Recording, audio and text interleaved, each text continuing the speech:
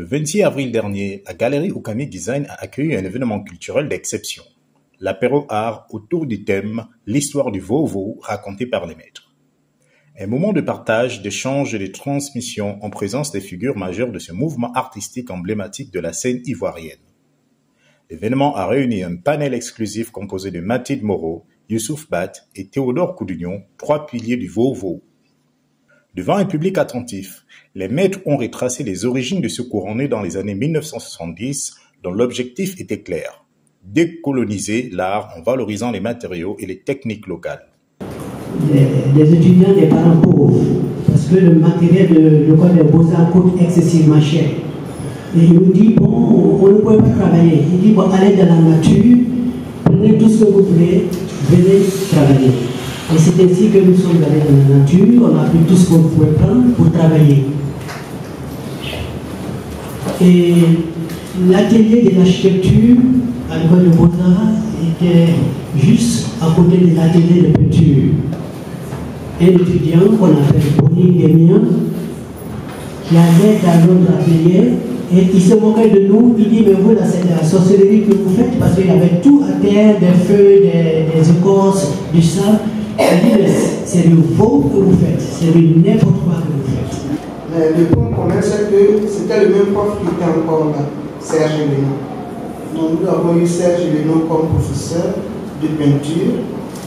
Et donc l'esprit a continué, à encourager à ce qu'on utilise les matériaux locaux, à faire s'inspirer de notre environnement.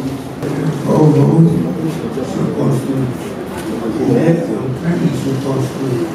Donc, c'est maintenant même qu'on va le dire que lorsqu'on sent qu'il y a des expositions à Abidjan, que les Abidjanais vont aux expositions, ils s'inscrivent, etc. C'est à ce moment-là qu'il y a un mouvement artistique qui est créé et qui est donc. Entre souvenirs personnels, anecdotes de création et débats sur l'évolution du mouvement, le public a été plongé dans l'âme même du Vovo. Je me suis isolé les deux autres. J'ai commencé à faire la recherche des couleurs. Et depuis que je suis rentré à l'école de beaux-arts jusqu'aujourd'hui, je n'ai jamais utilisé la peinture à l'huile. Je me suis dit qu'en Afrique, est-ce qu'il n'a pas existé la peinture? Et j'ai fouillé et j'ai vu qu'il y a eu la peinture traditionnelle. Et c'est ainsi que je prenais des feuilles, des racines, des écorces, de la cola, je faisais piler, je faisais bouillir et j'ai extrait des couleurs. Un courant libre, spontané, souvent engagé, qui a ouvert la voie à une génération d'artistes ivoiriens.